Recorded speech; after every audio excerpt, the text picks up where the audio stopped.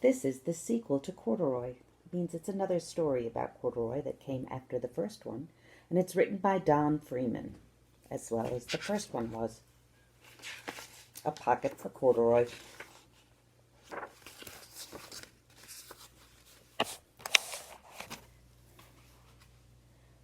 Late one summer afternoon, Lisa and her mother took their laundry to the laundromat.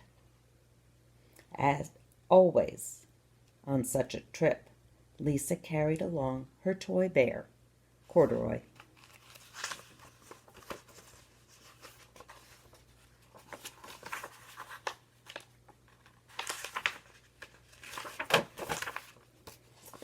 The laundromat was a very busy place at this hour.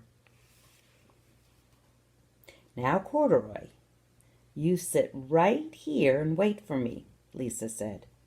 "I'm going to help with our wash."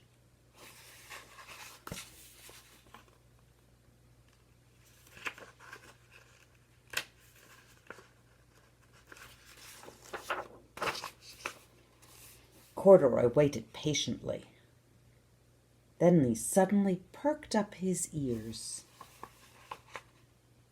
Lisa's mother was saying, "Be sure to take everything out of your pockets, Lisa dear.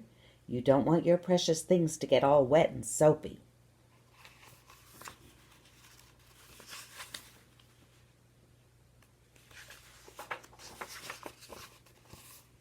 "Pockets," said Corduroy to himself. "I don't have a pocket." He slid off the chair. "I must go find something to make a pocket out of," he said, and he began to look around.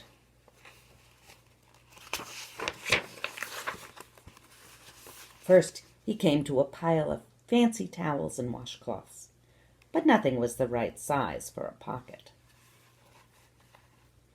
Then he saw a huge stack of colorful clothes in a laundry bag. "There ought to be something in there to make a pocket out of," he said.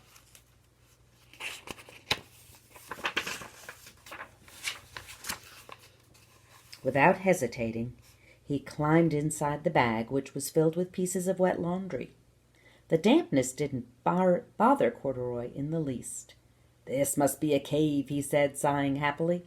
"I've always wanted to live in a dark, cool cave." When the time came for Lisa to fetch her bear, he was gone. "Oh, Mommy," she exclaimed, "Corduroy isn't here where I left him." "I'm sorry, honey," said her mother, "but the laundromat will be closing soon, and we must be getting home."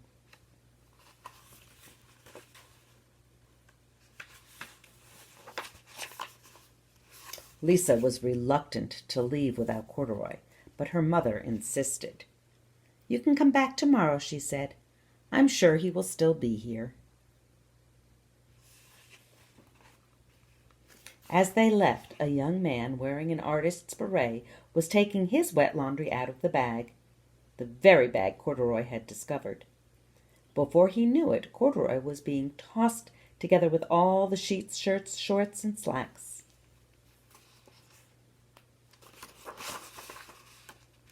Inside the dryer.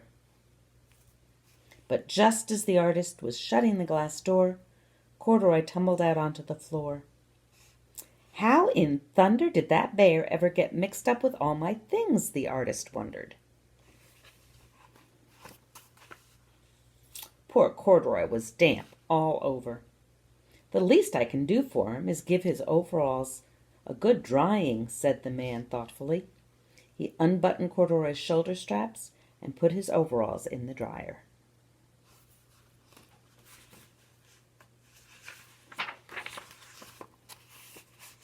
Corduroy grew dizzy as he watched the clothes spinning around. But the artist became inspired. "This would make a wonderful painting," he said as he took a sketch pad out of his pocket and began drawing the swirling colors. "I can hardly wait to get back to my studio." Finally, the dryer stopped whirling, and the man gathered up the clothes. Then he helped Corduroy put on his warm, dry overalls. All at once, the manager of the laundromat called, "Closing time!" Everybody out.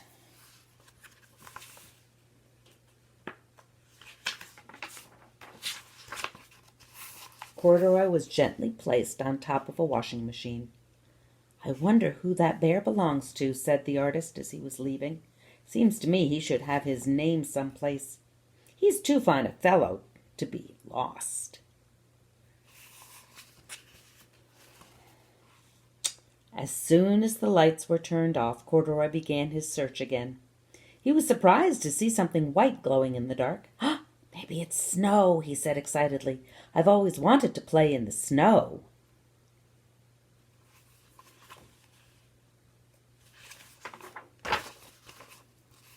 He accidentally tipped over the open-lidded box, and suddenly he was covered with soft, slippery soap flakes. Gradually, Corduroy began to slip and slide. "Oh, what fun," he said with a smile. "I've always wanted to ski down a steep mountainside."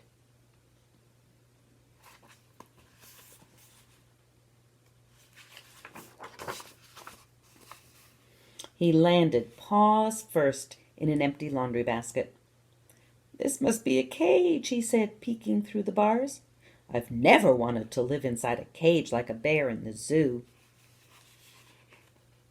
But by now, Corduroy felt drowsy, and soon he nodded off to sleep.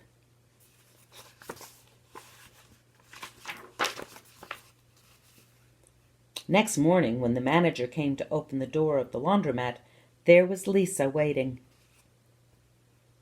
"I left something here yesterday," she explained. "May I look around?" "Certainly," said the manager. "My customers are always leaving things behind."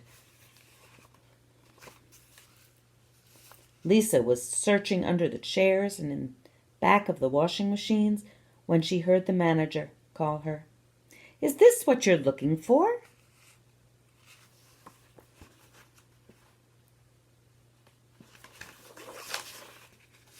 "Yes, yes, he's my best friend," shouted Lisa as she came running. She reached in and picked Corduroy out of the basket. "So this is where you've been, you little rascal," she said. "It's time I took you home." Lisa thanked the manager and ran out the door and down the street, holding Corduroy tightly in her arms. "I thought I told you to wait for me," she said.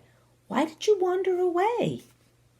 "I went looking for a pocket," Corduroy said. "Oh, Corduroy, why didn't you tell me you wanted a pocket?" asked Lisa, giving him an affectionate squeeze. That very morning, Lisa sewed a pocket on Corduroy's overalls. "And here is a card I've made with your name on it for you to keep tucked inside," she said. "I've always wanted a purple pocket with my name tucked inside," said Corduroy, as he and Lisa nuzzled noses. And that is the story of a pocket for Corduroy. I hope you enjoyed it. I love you, boys.